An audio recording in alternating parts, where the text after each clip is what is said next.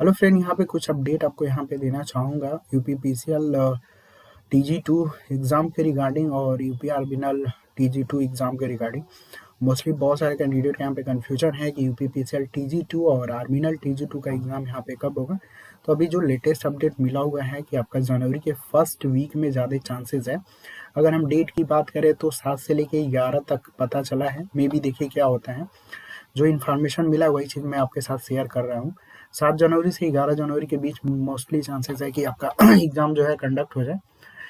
और इसमें एक गलती आपको ये नहीं करना है कि बहुत सारे कैंडिडेट जो है वेट करेंगे कि जो एडमिट कार्ड है आ जाने के बाद या डाउनलोड हो जाने के बाद वो जो है प्रिपरेशन मोड को थोड़ा सा पीक पे रखेंगे। तो ऐसा आपको गलती नहीं करना है। मान के चलिए 12 से 13 दिन पहले ही आपका एडमिट कार्ड रिलीज़ किया जाएगा। तो आप ये डाउट में मत रहिएगा कि बहुत ज़्यादा आपको टाइम दिया जाएगा।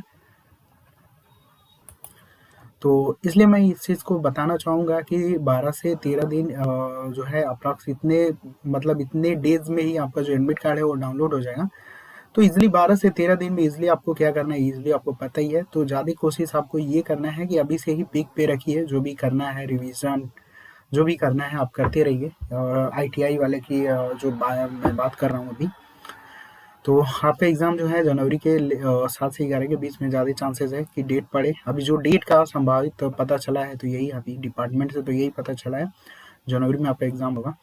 तो आप लोग जो है वेट मत करिएगा कि एडमिट कार्ड डाउनलोड होगा तो हम लोग अपने आप को स्टेबल मोड में रखेंगे। अभी से आप स्टेबल रहिए, ठीक है? क्योंकि अभी जो है आपका 10 से 12 दिन बहुत ही कम टाइम होता है। तो आई थिंक अभी से ही सतर्क रहें तो ज़्यादा बेटर होगा। और बहुत सारे कैंडिडेट ये भी पूछेंगे कि यूपीपीसीएल TG2 की नेक्स्ट रिक्वायरमेंट कब आएगी। तो अभी आप उस चक्कर में मत पड़िएगा। जो रिक्वायरमेंट है अभी आप उसमें क्लियर करिए, ठीक है? रिक्वायरमेंट आने भी होगी तो बहुत अभी टाइम लग जाएगा, ठीक है? 1.5 से 2 साल लग जाएगा। इसलिए आप कोशिश करिए कि इस रिक्वायरमेंट में आप ले लीजिए, ठीक है? अब बहुत सारे कैंडिडेट ये बोलेंगे कि सर ऐसा क्यों, प्राइवेट हो जाएगा क्या? तो देखिए, प्राइवेट इन फ्यूचर होना ही होना है। बहुत सारे धीरे-धीरे पूरा PCL एक तरीके से प्राइवेट नहीं होगा। कुछ-कुछ जो है धीरे-धीरे हो जाएगा आपका, लेकिन पूरा होने में अभी बहुत टाइम लग जाएगा।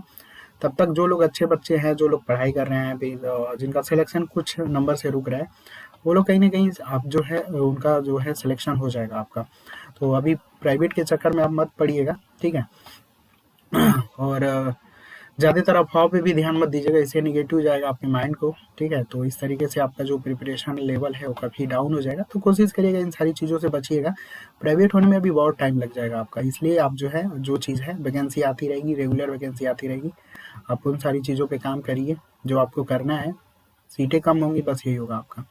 तो ये सारे माइंड में मत रखिएगा। अब हम बात करते हैं यूपीपीसीएल का। देख सकते हैं कि इंटरव्यू जो है फाइनली आपका कंडक्ट हो रहा है। तो यहाँ पे जो है इनका जैसे इंटरव्यू क्लियर होता है उसके बाद जो है आपका यूपीपीसीएल जेई की रिक्वायरमेंट जो है आपको दिसंबर के लास्ट में या फिर मकर संक्रांति यानी 14 जनवरी के आसपास चांसेस है कि देखने को मिल जाए नोटिफिकेशन। दिसंबर लास्ट में चांसेस हैं, लेकिन प्रोबेबिलिटी उतनी नहीं है। लेकिन मैंने अभी जो है पता किया तो उन्होंने बोला कि दिसंबर में भी अगर देखते हैं इनका जो जैसे कि इनका आर्बिनल का भी जिम्मेदारी कुछ मिल गई अभी उसमें आर्बिनल का जेई का भी इन लोगों ने जो है रिजल्ट जारी नहीं किया हुआ है, तो सारा इन्हीं को देखना है। तो अभी ये बात हुई तो ये लोगों ने यही बोला कि अभी सारा क्लियर हो जाता है तो दिसंबर लास्ट तक हम लोग निकाल सकते हैं जेई का, नहीं तो इन फ्यूचर वो 23 में ही आएगा आपका मकर संक्रांति के टाइम पे। तो जो न्यूज़ डिपार्टमेंट से मिला है वही चीज़ मैं आपको बता रहा हूँ। कोई ऑफिशियल तो नहीं है, लेकिन बहुत सारे लोगों का क्वेश्चन रहता है तो उन सारी चीज़ों को भी जवाब देना है। तो यूपीपीसीएल जेई की रिकॉर्डिंग जो लोग भी वैकेंसी का वेट कर रहे हैं तो अब ज़्यादा टाइम नहीं है, 1 से 1.5 महीना और आपको इंतज़ार करना है, मतलब 30 से 40 दिन। तो नोटिफिकेशन आ जाएगा। आई थिंक आपको पता है कि 2 महीने के बाद एग्ज़ाम भी हो जाता है। तो आई थिंक आपको जो है इसके रिकॉर्डिंग में अलग से ही सेपरेट वीडियो बनाना है मुझे कि सिलेबस क्या है और क्या-क्या चीज़ें जो है आपके सिलेक्शन के लिए इम्पॉर्टेंट रोल प्ले करेंगी। क्योंकि बहुत लोग अभी भी जो है यूट्यूब पे थंबनेल आपका पीसीएल का ही है, लेकिन अंदर जो कंटेंट है वही कोर टॉपिक पे ही है, तो वहाँ से आप सिलेक्शन भूल जाइएगा। वहाँ से मैं लिख के दे सकता हूँ कि सिलेक्शन नहीं होगा, क्योंकि 3 साल से रेशियो मैं देख रहा हूँ, हमारे थ्रू भी बहुत लोग हो रहे हैं और बहुत सारे ऐसे स्टूडेंट से बात होती है, उनकी पर्सनल एक्सपीरियंस, बहुत सारी चीज़ों की नॉलेज है मुझे। तो आई थिंक एक तरीके से आप ये बोल सकते हो कि बस आइडिया है मुझे बहुत चीज़ों का। आई थिंक बहुत लोगों को मेरे बात से या बहुत सारी चीज़ों से भी पता चल जाता होगा। बहुत सारी चीज़ों को मैं यहाँ पे जो है शो ऑफ नहीं करता हूँ। तो उसके रिगार्डिंग जो है सिलेबस क्या रहेगा, क्या चीज़ें हैं, कैसे पढ़ना है आपको, सारी चीज़ें उसका भी अलग से है। और बहुत लोग जो है रिक्वेस्ट अभी किए थे कि सर पीसीएल के रिगार्डिंग जो भी नए सब्जेक्ट हैं, तो उसका देखिए कंटेंट भी मैंने रेडी किया हुआ है कर लिया हूँ। कुछ मेरा भी काम था, इसकी वजह से मैं थोड़ा-सा बिज़ी था। देखिए इन फ्यूचर जो है मेरा अभी जो है एक न्यूट्रिशन आपका होता है जैसे एक मेडिसिन होता है, उसी तरीके से एक न्यूट्रिशन होता है। तो न्यूट्रिशन का जो है एक तरीके से जो है एक मैं ट्रेनिंग ले रहा था, वो सारी ट्रेनिंग कंप्लीट हो गई है आपका, तो उसके रिगार्डिंग एक चैनल ओपन करना है, ठीक है। आज के टाइम में आई आई थिंक सबको पता है कि हेल्थ से रिलेटेड बहुत लोगों को इशू है इन फ्यूचर। हेल्थ अगर आपका अच्छा होगा तो बहुत सारी चीज़ें अच्छी होंगी, ठीक है। अच्छे से आप पढ़ पाएंगे, अच्छे से खा पाएंगे, सो पाएंगे। आई थिंक आप समझ रहे हो, ठीक है। तो न्यूट्रिशन एक तरीके से क्या उसी का सारा ट्रेनिंग था तो ज़्यादातर मैं उसी में बिजी था और शेड्यूल खत्म हो गया। तो इन फ्यूचर जो है प्लान है चैनल को ओपन करने का हेल्थ से रिलेटेड, और बहुत सारी जो समस्याएं हैं हेल्थ से रिलेटेड मैं अब ठीक करूँगा। तो बस ये आपको थोड़ा-सा इन्फॉर्मेशन बताना था कि मतलब मैं बिज़ी था, इस वजह से ये सारी चीज़ें थोड़ा-सा उसमें आपका मतलब उसमें ट्रेनिंग लेना था, बहुत सारी चीज़ें थी, तो आई थिंक वहाँ पे टाइम भी स्पेंड करना था। क्योंकि मेरा शुरू से था कि इंजीनियरिंग लाइन में जाना है, फिर उसके बाद मेडिकल का बेसिक आपको याद मतलब वो क्लियर रखना है। न्यूट्रिशन आई थिंक सबको पता है कि मेडिसिन से बहुत सारी चीज़ें हट के होती हैं आपका। न्यूट्रिशन आई थिंक से जितने भी एथलीट्स हैं आपके विराट कोहली या फिर जितने भी प्लेयर वो लोग न्यूट्रिशन ही यूज़ करते हैं। तो इसलिए मेरा बहुत शुरू से था, तो आई थिंक मैंने इस ट्रेनिंग को कंप्लीट कर लिया है और आगे जो है आपको इसके रिगार्डिंग सारी चीज़ें अपडेट दूँगा आपको। तो बस यही बताना था, इसी वजह से थोड़ा बिज़ी था। और रही बात देखिए यूपीपीएससी रिक्वायरमेंट बहुत जल्द है, जैसे मैंने बताया कि दिसंबर लास्ट या जनवरी के खींच मकर संक्रांति से पहले आ जाएगी। और जो भी नया सिलेबस है आई थिंक बहुत सारे का कंटेंट मैंने रेडी भी किया हुआ है, ठीक है। ट्रेनिंग भी कर रहा था उस टाइम, बहुत सारे कंटेंट भी रेडी कर लिया हूँ। तो आई थिंक देखते हैं उसका प्लानिंग क्या है, कैसे है। अभी एलएमआरसी का एग्ज़ाम है तो आप लोग उस पे फ़ोकस करिए। मैं भी टाइम थोड़ा-सा मैनेज करके उसके रिगार्डिंग जो है एमसीक्यू या फिर जो भी चीज़ होंगी, कोशिश कर रहा हूँ कि चीज़ों को कंटिन्यू किया जाए। और पीसीएल का तो अलग पैटर्न है आपका, आई थिंक पता ही है कि जो मेरे अकॉर्डिंग जो है 10 से 12 सब्जेक्ट हैं, काफ़ी सारे रोल प्ले करेंगे और करेंगे भी इन फ्यूचर।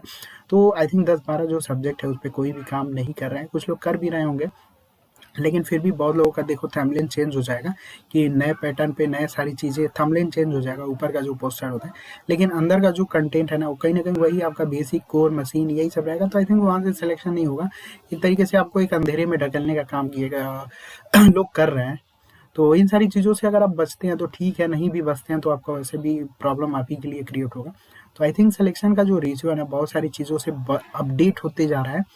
अगर आप अपने आप को अपडेट नहीं करेंगे तो कहीं न कहीं पीछे ही रह जाएँगे, क्योंकि हर चीज़ का कोई ना कोई अपडेट वर्ज़न होता ही है। तो आई थिंक पीसीएल के रिगार्डिंग हम लोग एक सेपरेट वीडियो में डिस्कस करेंगे कि कंप्लीटली सिलेबस क्या है। सिलेबस मैं कंप्लीटली आपको बताऊँगा। आई थिंक वो वीडियो काफ़ी लंबा हो जाएगा, क्योंकि एक-एक टॉपिक को वहाँ पे क्लियर बताना है आपको, कहाँ से क्या, जैसे रिन्यूएबल सोर्स एनर्जी से क्या-क्या क्वेश्चन आपके किस-किस एरिया से बन सकते हैं, बनेंगे। तो आई थिंक काफ़ी लंबा सिलेबस का वीडियो जाएगा, तो उसपे भी एक दिन सिलेबस का वीडियो मैं बना दूँगा, ठीक है। आई थिंक आधा घंटा से ऊपर लग जाएगा सिलेबस का वीडियो बनाने में।